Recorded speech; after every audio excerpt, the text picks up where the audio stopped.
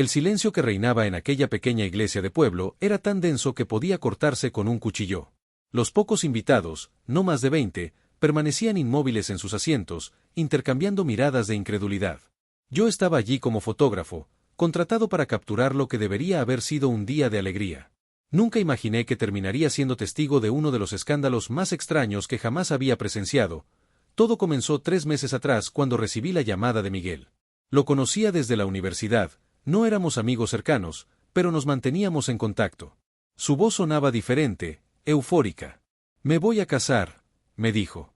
«Y quiero que seas mi fotógrafo». Acepté de inmediato, los trabajos escaseaban y además, siempre me alegraba ver a un conocido encontrar la felicidad. «Es una historia increíble», me contó Miguel mientras tomábamos un café para discutir los detalles. «Conocí a Laura en una reunión de genealogía. Estábamos ambos investigando nuestros árboles familiares y, no vas a creerlo, descubrimos que somos parientes lejanos». Sonreí, pensando que era una coincidencia encantadora. Es mayor que yo, pero nos enamoramos al instante. Hay algo en ella, es como si la conociera de toda la vida. Cuando finalmente conocí a Laura, algo me inquietó. Tenía unos 50 años, 20 más que Miguel, y había en sus ojos una familiaridad perturbadora. Me estrechó la mano con fuerza y me dijo: «Miguel me ha hablado mucho de ti. Gracias por estar aquí». Su voz me resultó extrañamente conocida, como un eco lejano. A medida que se acercaba la boda, comencé a notar detalles inquietantes. Miguel evitaba hablar de la familia de Laura. Cuando le preguntaba, cambiaba de tema rápidamente.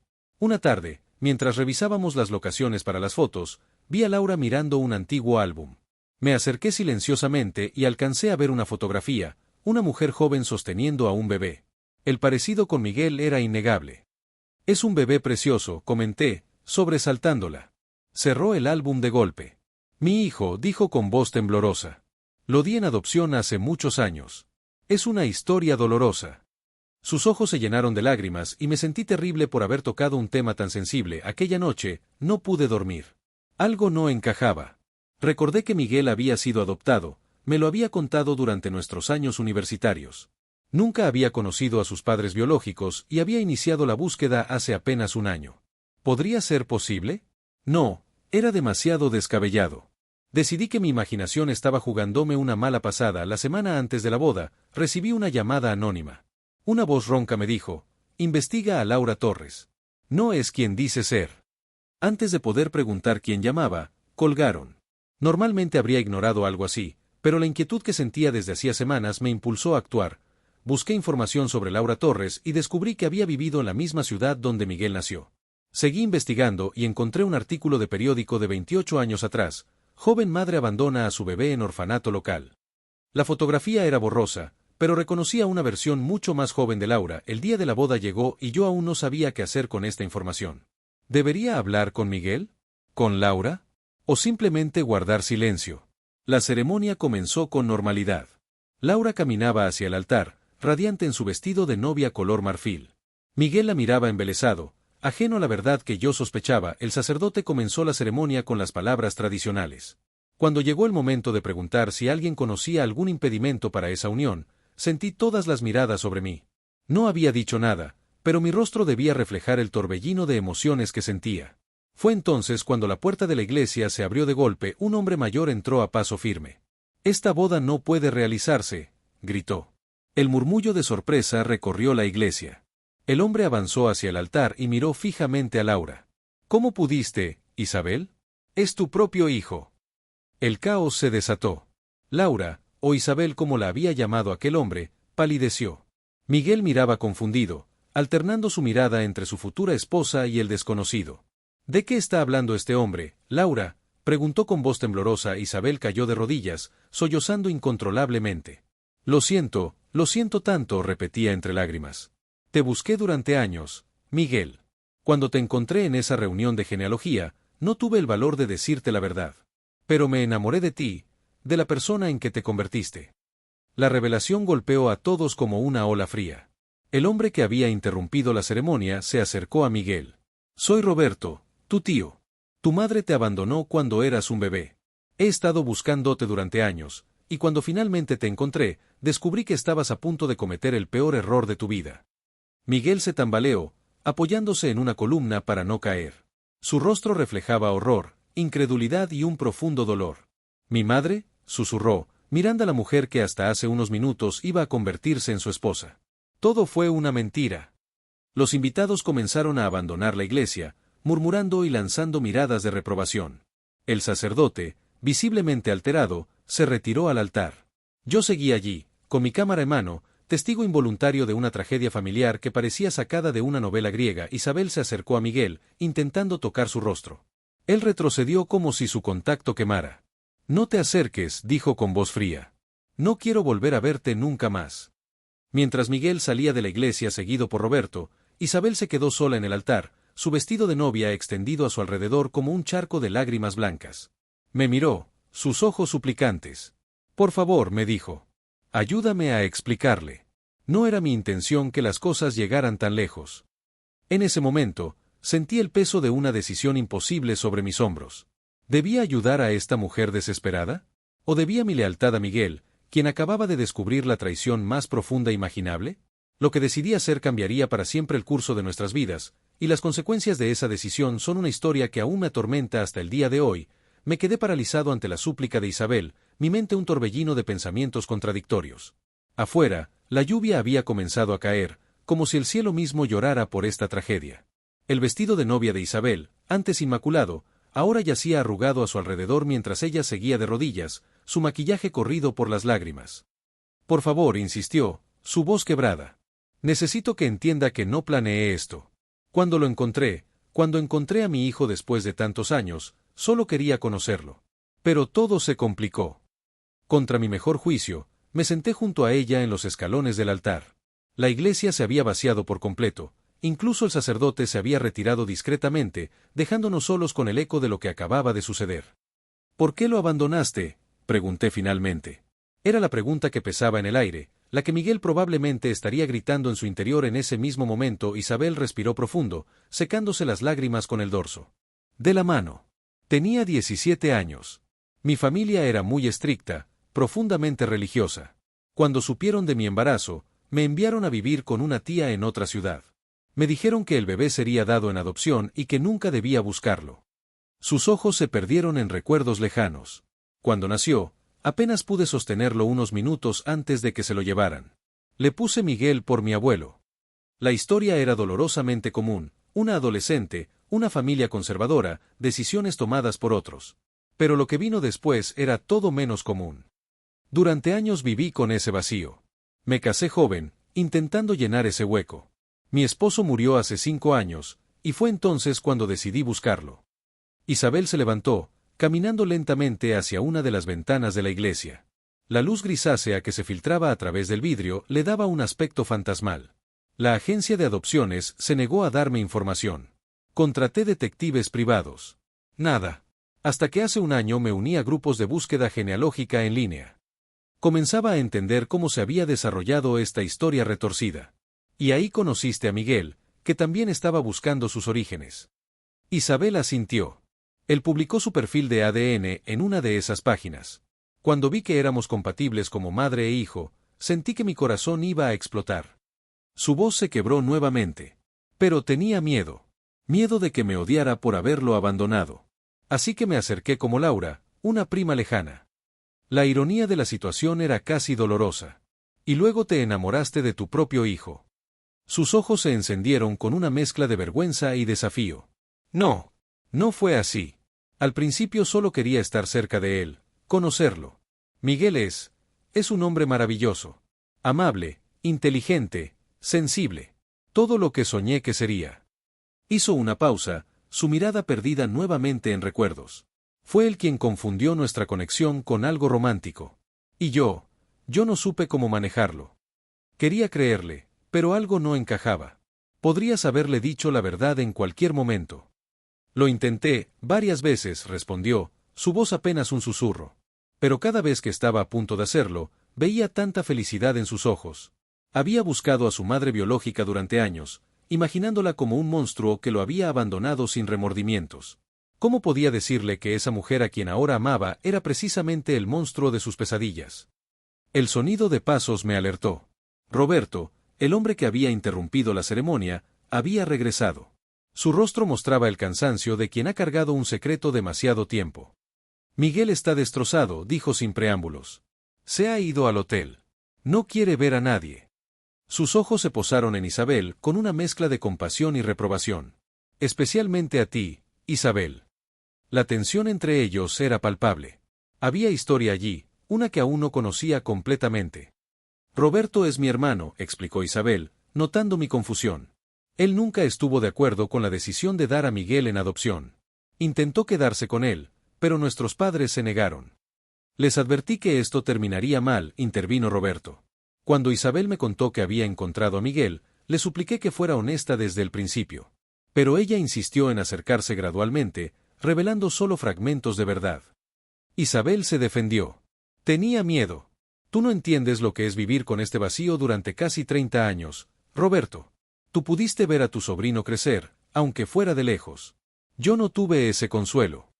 Sentí que me encontraba en medio de una disputa familiar que había comenzado décadas atrás y que ahora alcanzaba su punto crítico. ¿Qué pasará ahora?, pregunté, más para mí mismo que para ellos. Roberto sacudió la cabeza. Miguel necesita tiempo. Ha sufrido una conmoción que pocos podrían entender. Descubrir que la mujer que amas es en realidad tu madre biológica.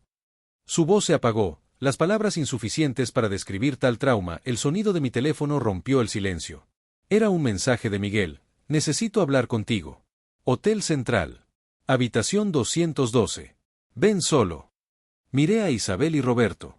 Ambos parecían atrapados en un dolor antiguo que finalmente había salido a la superficie.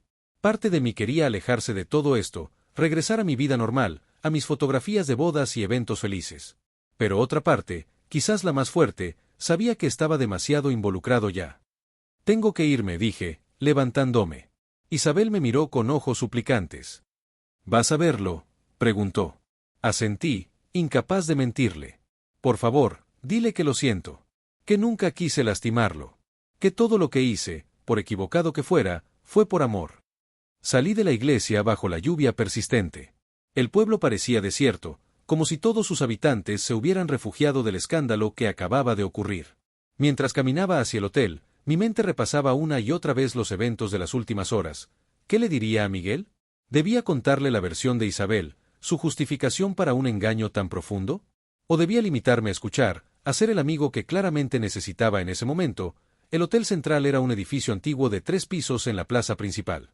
El recepcionista me miró con curiosidad cuando pregunté por la habitación 212, y me di cuenta de que probablemente ya todo el pueblo sabía lo ocurrido. Frente a la puerta de Miguel, dudé. Detrás de esa puerta estaba un hombre cuya vida acababa de ser destrozada de la manera más inesperada e incomprensible. ¿Qué podía decirle yo que aliviara su dolor? Antes de que pudiera tocar, la puerta se abrió. Miguel estaba allí, su traje de novio arrugado, su rostro pálido y desencajado. Sus ojos, enrojecidos por el llanto, me miraron con una intensidad que me heló la sangre. Pasa, dijo con voz ronca. Tengo que mostrarte algo. Entré en la habitación, sintiendo que cruzaba el umbral hacia una historia aún más oscura de lo que había imaginado. Sobre la cama había documentos esparcidos, fotografías antiguas, y una carta abierta. Miguel cerró la puerta tras de mí, y el clic del cerrojo sonó como el preludio a una revelación que cambiaría nuestras vidas para siempre. Antes de que digas nada, comenzó Miguel, su voz un susurro tenso, necesito que veas esto. Porque creo que lo que ocurrió hoy en la iglesia es solo la punta del iceberg de una mentira mucho más grande. Miguel me señaló la cama cubierta de documentos, fotografías y recortes de periódicos antiguos. Sus manos temblaban mientras recogía una fotografía en sepia. En ella, una mujer joven sostenía a un bebé. Detrás de ellos, 2 hombres de aspecto serio miraban a la cámara. Mi madre no me abandonó por vergüenza o por presión familiar, dijo con voz tensa. Me entregó para protegerme. Tomé la fotografía. La mujer se parecía a Isabel, pero había algo diferente en sus ojos, miedo. Un miedo profundo que contrastaba con la sonrisa forzada en sus labios. Roberto me entregó esto después de salir de la iglesia, continuó Miguel, pasándome un sobre amarillento. Son cartas que mi madre escribió durante años, cartas que nunca fueron enviadas. Estaban guardadas en una caja de seguridad con instrucciones de entregármelas solo si ella moría. Un escalofrío recorrió mi espalda. Pero ella no está muerta. No, respondió Miguel con amargura. Está muy viva y planeaba casarse conmigo. Respiró hondo, intentando controlar sus emociones. Pero la mujer que conocí como Laura, la mujer que es mi madre biológica, no es quien dice ser. Me senté en la única silla de la habitación, intentando procesar lo que Miguel estaba insinuando. Afuera, la tormenta arreciaba, golpeando con furia los cristales de la ventana. Según estas cartas, mi madre se llamaba Elena Suárez. Era enfermera en una clínica privada en las afueras de la ciudad. Miguel comenzó a caminar nerviosamente por la habitación. Allí conoció a un hombre, un médico prominente llamado Francisco Morales. Se enamoraron, pero él estaba casado con una mujer de familia poderosa. La historia comenzaba a tomar un rumbo inesperado. Miguel continuó, su voz mezclándose con el sonido de la lluvia. Cuando quedó embarazada, Francisco le prometió dejar a su esposa. Pero algo salió mal. Elena descubrió que la clínica realizaba procedimientos ilegales, experimentos con pacientes vulnerables. Cuando amenazó con denunciarlo, Francisco y su familia la silenciaron. Miguel me pasó un recorte de periódico, enfermera desaparece sin dejar rastro. La fecha coincidía aproximadamente con la época en que él habría sido abandonado. Elena me entregó en adopción antes de desaparecer. Le dejó estas cartas a su hermano, Roberto, con instrucciones de dármelas cuando cumpliera 25 años. Pero Roberto nunca pudo encontrarme. Miguel hizo una pausa, su mirada perdida en las sombras de la habitación. Hasta ahora. Entonces, si tu madre era Elena. Comencé, sintiendo que me adentraba en un laberinto cada vez más oscuro. Exactamente. ¿Quién demonios es Isabel? Miguel golpeó la pared con el puño, sobresaltándome. ¿Y por qué se hizo pasar por mi madre? ¿Qué quiere de mí? La pregunta quedó flotando en el aire, pesada como plomo. Mi mente trabajaba a toda velocidad, intentando encajar las piezas de este rompecabezas macabro. Necesito respuestas, dijo Miguel, recogiendo su chaqueta.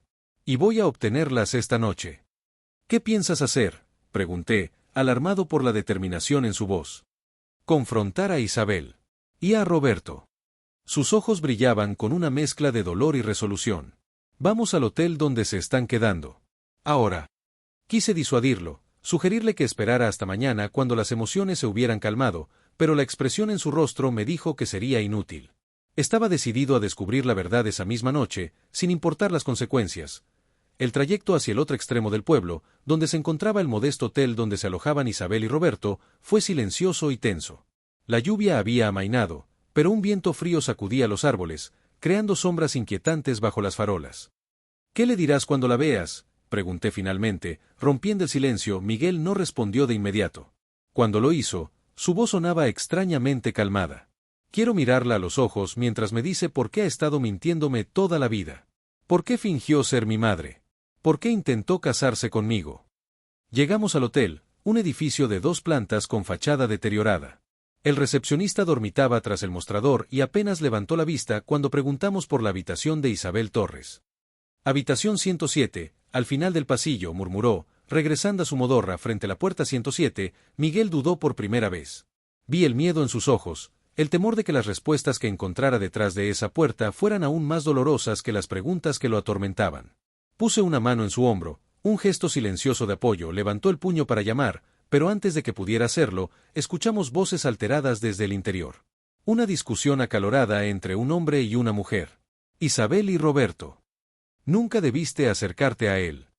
La voz de Roberto era clara, cargada de furia contenida.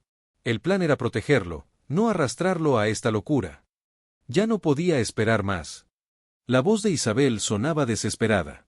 28 años, Roberto. 28 años viviendo con miedo, ocultándome, cambiando de identidad. Merecía conocer a mi hijo. Miguel se quedó inmóvil, su rostro una máscara de confusión. Me miró, buscando alguna explicación que yo no tenía. Elena está muerta, continuó Roberto. Murió hace 15 años. Tú no eres ella, Isabel. Nunca lo fuiste. Eres solo su hermana menor, obsesionada con una vida que nunca fue tuya. El impacto de esas palabras nos golpeó como un rayo. Miguel retrocedió, apoyándose contra la pared opuesta del pasillo. Sus ojos reflejaban una comprensión horrorizada. Mi madre murió, susurró.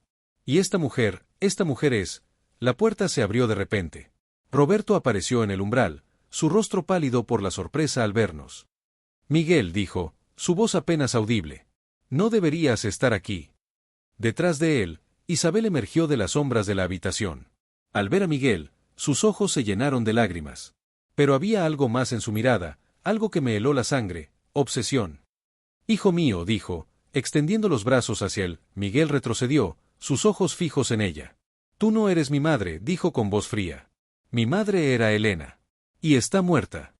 El rostro de Isabel se transformó, la máscara de amor maternal dando paso a algo más oscuro. Más perturbador. Elena no te merecía, Siseo. Te abandonó. Yo nunca te habría dejado. Yo siempre te amé, desde el momento en que naciste. Roberto intentó sujetarla, pero ella se zafó con sorprendente fuerza. Diles la verdad, Roberto. Diles cómo Elena lo entregó sin pensarlo 2 veces. Cómo se fue con ese médico, dejándome atrás para limpiar su desastre. La revelación nos dejó aturdidos. Miguel dio otro paso atrás, su rostro una mezcla de horror y comprensión. Tú sabías dónde estaba todo este tiempo, ¿verdad?, preguntó, dirigiéndose a Roberto. Sabías quién era yo desde el principio. Roberto asintió lentamente, la culpa escrita en cada arruga de su rostro cansado. Lo supe cuando vi tu perfil en esa página de genealogía. Las fechas, el lugar de nacimiento, todo coincidía.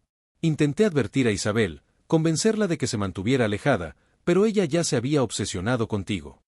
Isabel soltó una risa amarga. ¿Obsesionada? No, Roberto. Enamorada. De la idea de recuperar lo que Elena me robó, una familia. La tensión en el pasillo era insoportable. Isabel dio un paso hacia Miguel, su mirada febril, sus manos extendidas. Podemos empezar de nuevo, susurró. Lejos de aquí. Nadie tiene que saber quiénes somos realmente. Podemos ser lo que queramos ser. Miguel retrocedió, el horror evidente en su rostro. Estás enferma, dijo. Necesitas ayuda. Algo cambió en los ojos de Isabel. La desesperación dio paso a una furia fría. ¿Enferma? Yo. ¿Qué hay de tu preciosa madre, que te abandonó por seguir a un hombre casado? ¿Qué hay de Roberto, que te ocultó la verdad durante años? Su voz se elevó, resonando en el estrecho pasillo. Todos mienten, Miguel. Todos menos yo. Yo soy la única que te ha amado de verdad. Su mano se deslizó hacia su bolso. Lo que sacó de él hizo que el tiempo pareciera detenerse, un pequeño revólver plateado que brilló bajo la luz mortecina del pasillo. Si no puedes ser mi hijo, dijo Isabel, su voz aterradoramente tranquila, serás mi amor. Y si no puedes ser mi amor, entonces... El arma tembló en su mano mientras la apuntaba hacia Miguel. Roberto se lanzó hacia ella, intentando desarmarla. Yo me moví por instinto, empujando a Miguel fuera de la línea de fuego. Lo que sucedió después pareció desarrollarse en cámara lenta, el forcejeo entre Isabel y Roberto, el sonido ensordecedor de un disparo, el grito ahogado de alguien, el peso de un cuerpo cayendo al suelo y luego, el silencio. Un silencio terrible, roto solo por el sonido de nuestra respiración agitada y el eco lejano de sirenas acercándose por las calles desiertas del pueblo. El estruendo del disparo pareció retumbar eternamente en el estrecho pasillo. Un zumbido agudo llenaba mis oídos mientras intentaba comprender la escena que se desarrollaba frente a mí. Roberto estaba en el suelo, su camisa blanca manchándose rápidamente de rojo a la altura del hombro. Isabel permanecía de pie, el arma aún en su mano temblorosa, su rostro una máscara de sorpresa, como si no pudiera creer lo que acababa de hacer. No. El grito desgarrador de Miguel me devolvió a la realidad. Se arrodilló junto a Roberto, presionando la herida con sus manos. Llama a una ambulancia, me ordenó, su voz quebrada por el pánico. Saqué mi teléfono y marqué el número de emergencias, mis dedos resbalando sobre la pantalla por el sudor y los nervios. Mientras daba la dirección del hotel y explicaba la situación, no podía apartar la mirada de Isabel. Se había quedado inmóvil, como una estatua de cera, sus ojos fijos en Roberto y Miguel. Fue un accidente, murmuró, dejando caer el arma al suelo. No quería... Yo solo. Miguel la miró, sus ojos ardiendo de furia y dolor. Cállate. Ya has hecho suficiente daño. Las sirenas se escuchaban cada vez más cerca. Isabel pareció despertar de su trance, mirando a su alrededor con creciente pánico. Vi la decisión formarse en sus ojos antes de que diera media vuelta y echara a correr hacia las escaleras de emergencia al final del pasillo. Está escapando, grité, indeciso entre perseguirla o quedarme a ayudar con Roberto. Déjala ir, dijo Roberto, su voz débil pero firme. La policía la encontrará. Tosió, y un hilo de sangre se deslizó por la comisura de sus labios. Miguel, necesito que me escuches. No tenemos mucho tiempo. Miguel se inclinó más cerca, sus manos aún presionando la herida. No hables. Guarda tus fuerzas. La ayuda viene en camino. Roberto negó débilmente. Hay cosas que debes saber. Cosas que he guardado demasiado tiempo. Su respiración se volvía más trabajosa. Tu madre, Elena, ella no te abandonó por voluntad propia. La obligaron. El rostro de Miguel se contrajo en una mueca de dolor que iba más allá de lo físico. ¿Quién? ¿Quién la obligó? Francisco Morales, susurró Roberto. El médico. Su familia. Son gente poderosa, Miguel. Peligrosa. Hizo una pausa, reuniendo fuerzas. Elena descubrió algo en esa clínica. Experimentos, con niños huérfanos. Intentó denunciarlos, pero la silenciaron. Un escalofrío recorrió mi espalda. Esta historia se volvía más oscura con cada revelación. ¿Qué le pasó a mi madre?, preguntó Miguel, su voz apenas audible. Roberto cerró los ojos, como si el recuerdo fuera demasiado doloroso. La mantuvieron cautiva durante meses. La obligaron a firmar los papeles para darte en adopción. Cuando finalmente escapó, te buscó desesperadamente, pero la familia Morales había borrado todo rastro. Cambiaron registros, sobornaron funcionarios. Las sirenas llegaron a su punto máximo y luego se detuvieron abruptamente. Escuchamos pasos apresurados en la entrada del hotel. Elena nunca dejó de buscarte, continuó Roberto, cada palabra un esfuerzo visible. Incluso cuando supo que tenía cáncer terminal. Sus últimas palabras fueron tu nombre. Los paramédicos irrumpieron en el pasillo, apartándonos a Miguel y a mí mientras se hacían cargo de Roberto. La policía llegó segundos después, bombardeándonos con preguntas sobre lo sucedido y el paradero de Isabel. Todo pasó como en una nebulosa. Vi cómo subían a Roberto a la ambulancia, cómo los policías acordonaban el área y recogían el arma con guantes plásticos. Miguel permanecía sentado en el suelo del pasillo, su camisa manchada con la sangre de Roberto, su mirada perdida en el vacío. Me senté junto a él, sin saber qué decir. ¿Qué palabras podían aliviar el peso de tantas revelaciones, de tantas traiciones? Mi madre me buscó, dijo finalmente, su voz ronca por la emoción contenida. Nunca me abandonó. Me amó hasta su último aliento.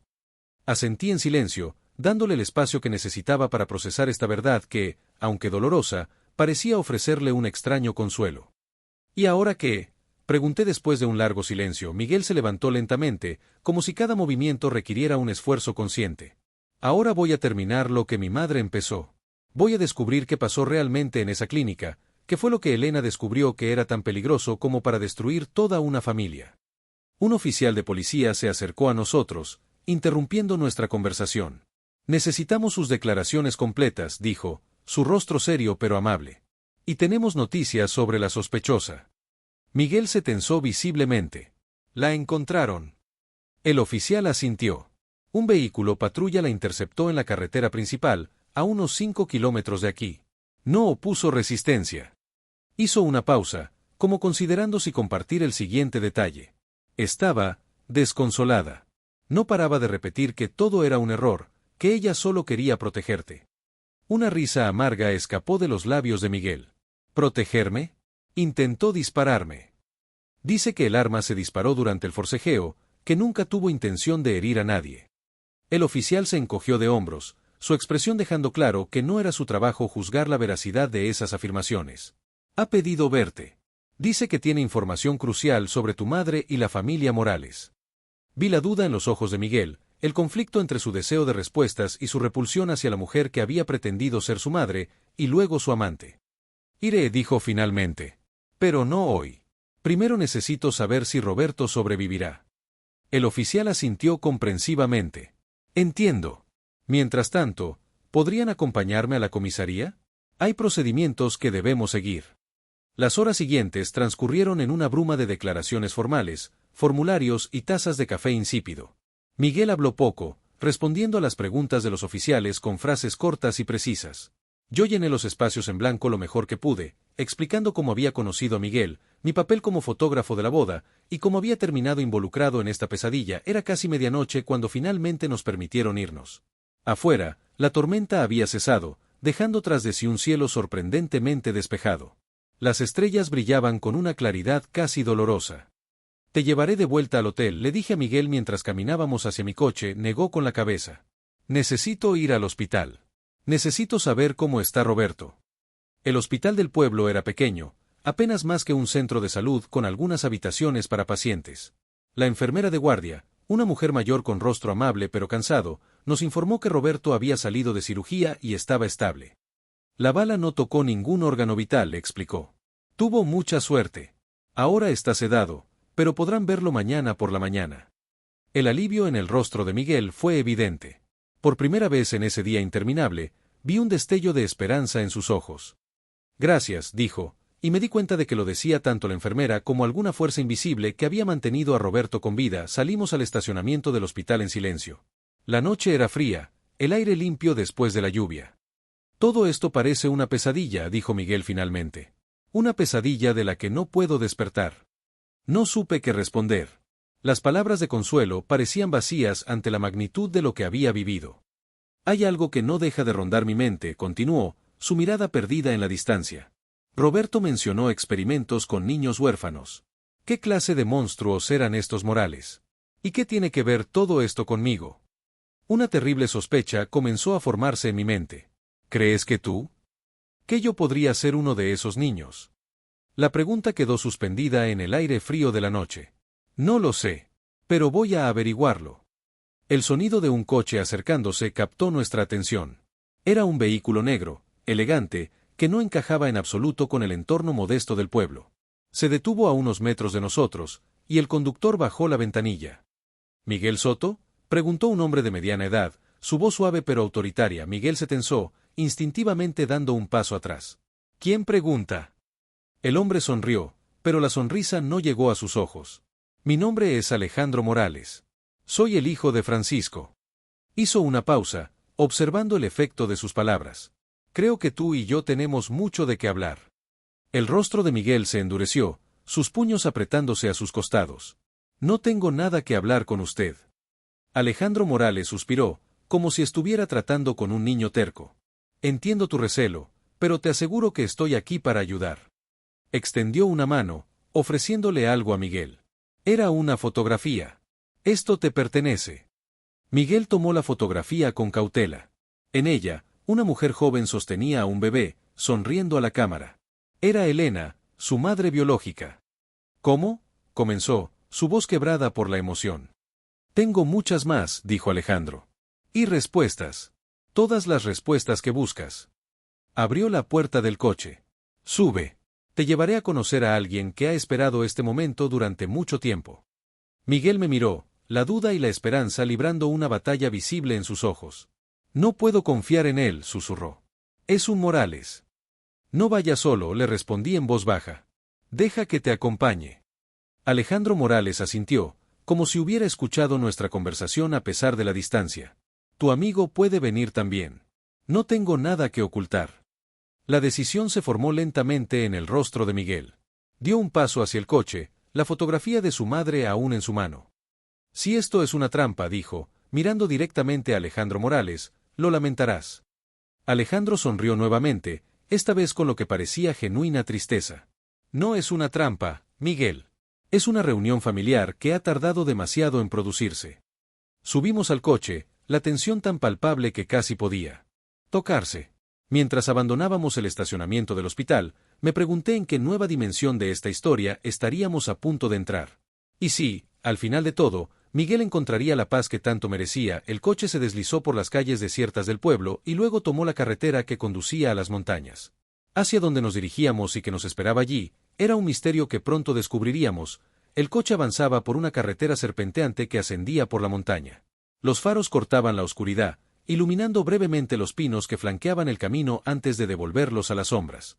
Miguel permanecía en silencio, la fotografía de su madre entre sus manos como un talismán. Yo observaba a Alejandro Morales por el espejo retrovisor, intentando descifrar sus intenciones en la firmeza de su mandíbula, en la manera metódica en que conducía. Mi padre murió hace 6 meses, dijo Alejandro de repente, rompiendo el pesado silencio. Cáncer de páncreas. Una muerte lenta y dolorosa. Hizo una pausa, sus ojos encontrándose con los míos en el espejo. Algunos dirían que se lo merecía. Miguel levantó la mirada. ¿Por lo que le hizo a mi madre?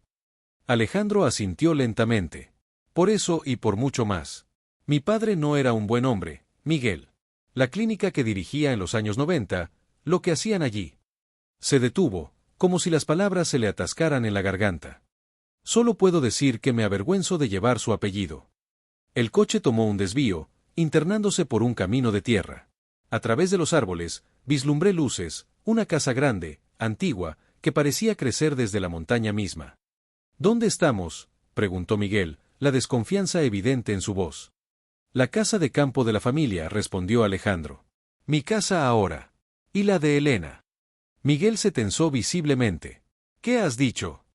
El coche se detuvo frente a la casa. Era una construcción imponente de piedra y madera, con amplios ventanales que brillaban con luz cálida. Elena está viva, Miguel. Alejandro apagó el motor y se giró para mirar directamente a Miguel. Roberto te mintió. O quizás él mismo creía que ella había muerto. Mi padre la mantuvo aislada aquí durante años, primero contra su voluntad, luego, bueno, es complicado. Miguel abrió la puerta del coche de golpe, como si el interior se hubiera vuelto irrespirable. Se tambaleó hacia la entrada de la casa, su cuerpo moviéndose por puro instinto.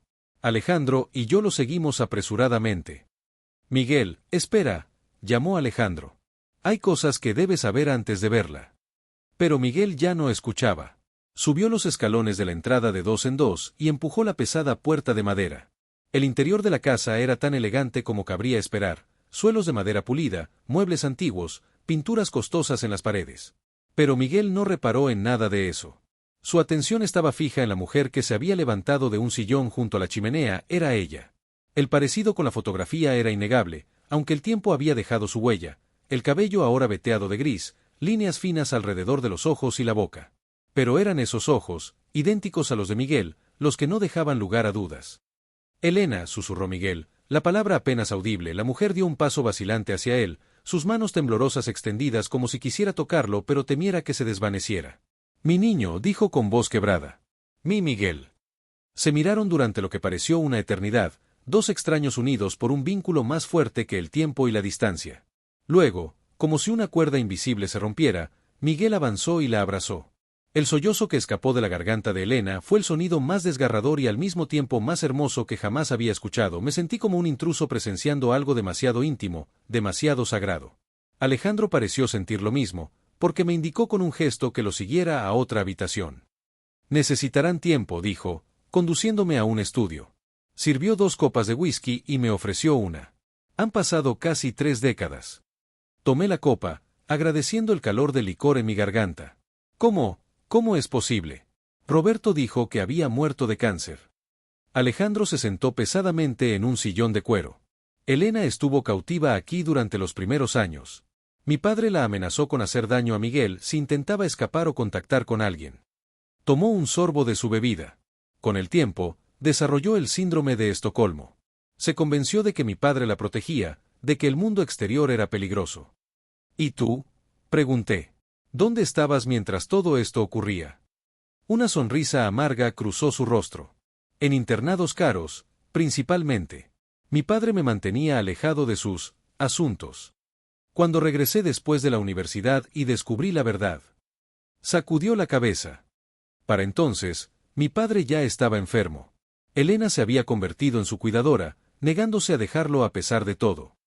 Me costaba comprender tal nivel de manipulación psicológica. ¿Y los experimentos?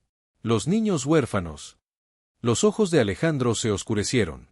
Modificación genética. Mi padre y sus colegas creían que podían mejorar la especie humana.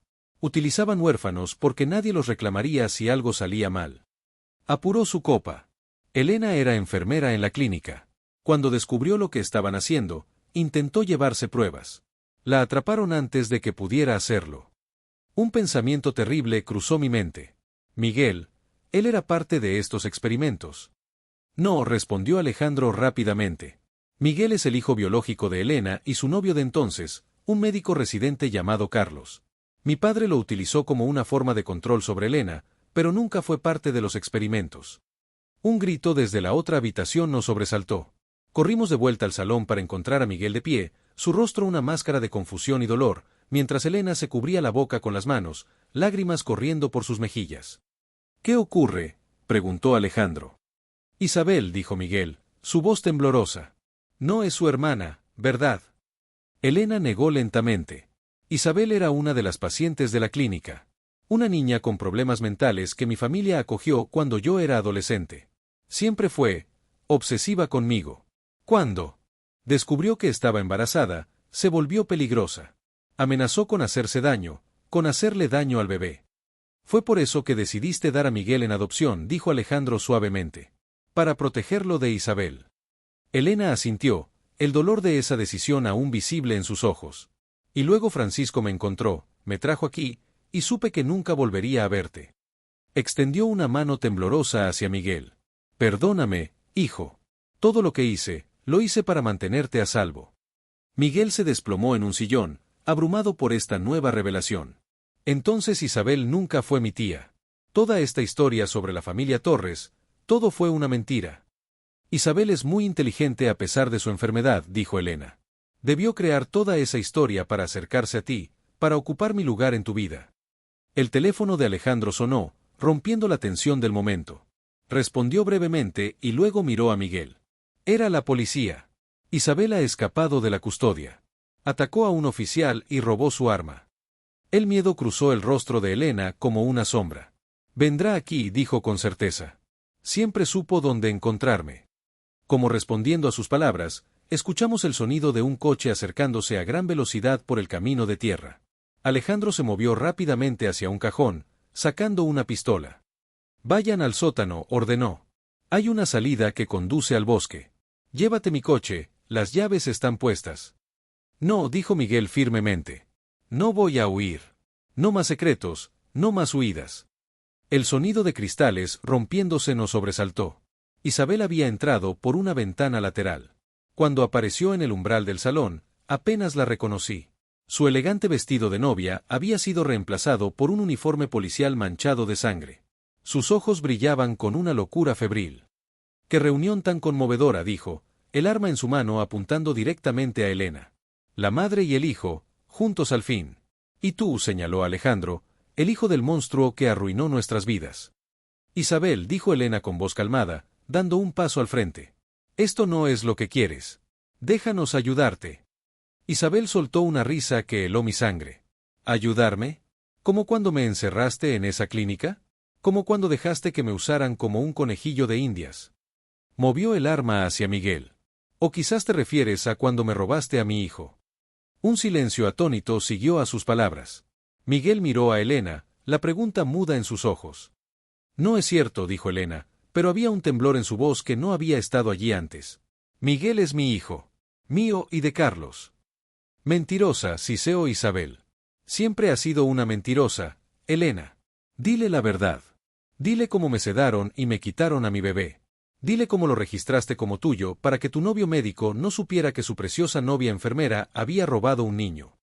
Eso no es cierto, gritó Elena, pero las lágrimas que corrían por sus mejillas contaban una historia diferente. Miguel se levantó lentamente. Mamá. La palabra sonaba como una pregunta, como una súplica. Elena se derrumbó, sollozando incontrolablemente. Lo hice por ti, Miguel. Isabel no podía cuidarte. Estaba demasiado enferma. Intentó ahogarte en la bañera cuando tenías apenas unas semanas. La revelación cayó como una bomba en la habitación.